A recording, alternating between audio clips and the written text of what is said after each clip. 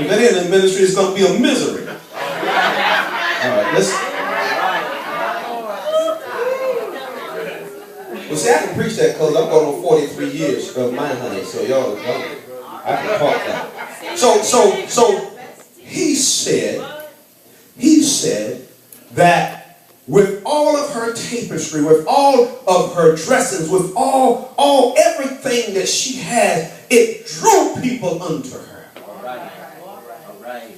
And when she got them under her influence, some of them were deceived. And when she got the others in, and when it says, and she was drunk, and they were drunk from her wine, meaning they just gave up, just made their will her will. All right. That's like marriage.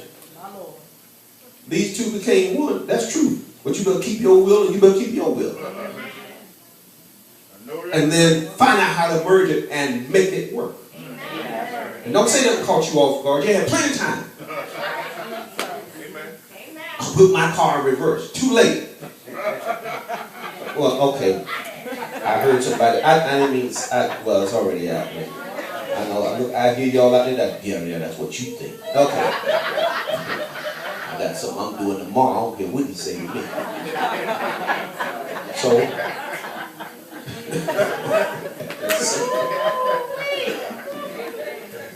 And then the rest of them who ain't got any yet, you know.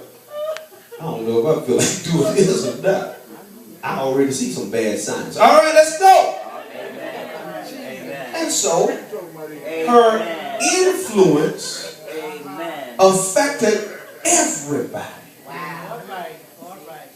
But the problem is, the influence itself pulled them away from God instead of drew them closer to God. You don't need anybody in your relationship that's going to slow you down from going to church and worshiping and serving God. You got somebody in your life, they better be traveling the same direction you're going, or there's going to be a headache down the road. That's for those of you at the beginning. And so the angel said, come, let me show you. He says, why are you marveling? You act like you don't know what it is you looked at. No, I don't. Well, let me show you what's going on. All of those examples, all those influences says that the nations themselves started going to this direction where the great whore is to sell their products and get their money because there was no place else for them to sell and buy. So they began to, in my word, they began to buy fine cars and fine homes, and they were all rich because they got their substance from her. But then the angel said, but watch this. He says, I'm going to fix it where 10 of the horns are going to start hating her and turning against her. I'm going to fix it so that damnation will begin to fall on her. And then the announcement will be, Babylon the Great is fallen. Yes. Now you're going, wait a minute, what did he say? Well, I'll back up and preach it another way. Yeah. Be careful who you have your faith in. Yeah. Amen. If you have your faith in another human being, for your substance, for your finances, for your well-being, and you pump them up like they God. They're another human being just like you. They have to lay down like you. They have to hurt like you. They got to cry like you. They got to do everything like you. And a person like that does not deserve to be elevated to a level that is higher than God, to the point that you can't even move lest they said. You can't even sleep without them on your mind. You can't do it. In fact, you all just so love sick. You just so love struck. You can't move. You can't do. You lose your job because of the person, or the person got you doing 5 jobs and they don't even have half a job, and you knocking yourself out, just doing everything. God has said, if you're not careful with that, whatever you worship, I'll make it turn on you, because I deserve the glory. I deserve the honor. No matter what you have, you can turn around and make your job of God. You can't even give your time, because your job, your money, your this, God will fix it. You'll be laid off and have nothing. Now, some of us are laid off, but it has nothing to do with your tithe. I don't think.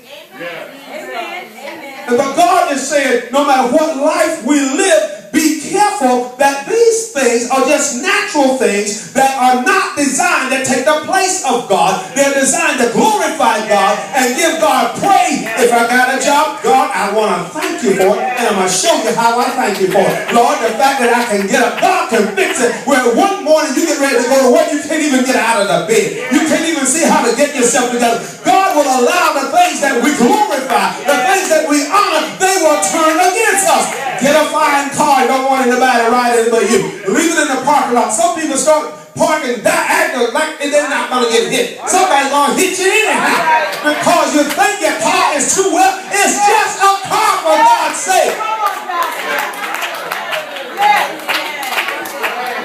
My this, my that. That same mess going to cost you. So leave things in their place, or else it will fall. Now, there's another announcement in that chapter about halfway where the angels begin to say, these are my words, back up, get away from her. You don't want to be a part of this. All right. All right. Explain that for today's time. Sometimes you connect with people, do like Deacon Jesse said, interview them. All right. Find out something about him. I don't know if he does. I think he was just talking. So when I have somebody, I want to interview them. So tell me about yourself. I don't know. Tell me about your mama. Tell me about your dad. Who are you? I don't know if you go through all of that. But the point is, in this day and time, you got to almost, can I have your social security number, please? And go on and pay your $19.99 or $39.99. Go online. Pull out the script so you know who you got. Y'all looking at me like I'm crazy. I'm telling you what's true. I know I'm telling the truth. Because all of a sudden somebody come and try to bang your car, you be wondering what in the world's going on. And then they're in the car with you. Who was that? Well, that was somebody. What you mean that was somebody? I thought you had nobody. Well, you know how that goes. And then see you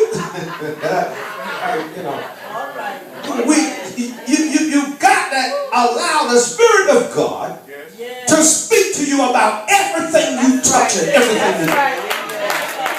You cannot just by face value allow people in your space. You don't know what they have in mind. But when you trust God, if you don't hear a voice, when you lay down at night, God will show you something.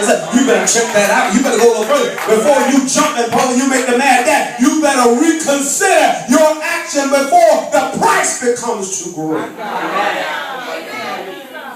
Okay, I'm not getting any help on this. And then there are times when you make a decision, God will say, go forward.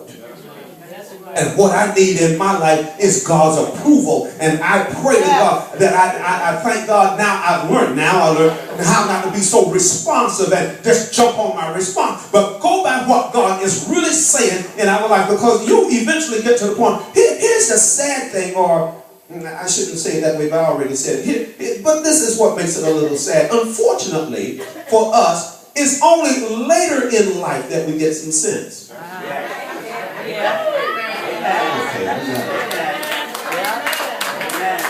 It's only later in life that our eyes become open and we begin to see. No matter how mature you try to act, years make the difference. And after a while you'll be able to look back. And you know what? I'm going to tell you the truth, and I'm the same way.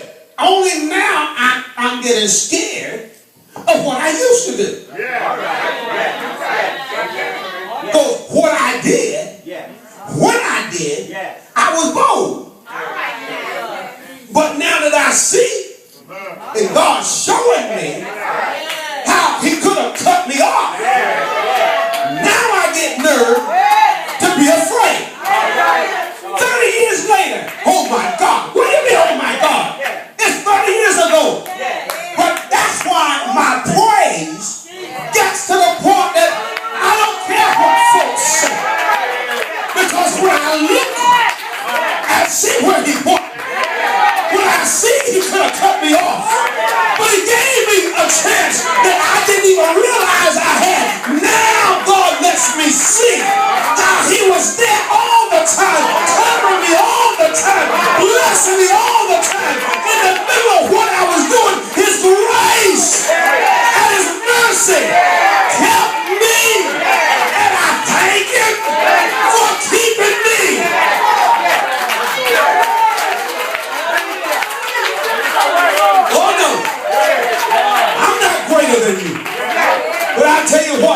some thanksgiving in my heart. Because when I see what God has done, you don't need to know what it is. You got your own story. Do I have a witness? Because some of you are saying right now, if it wasn't for the grace of God, I wouldn't be here right now.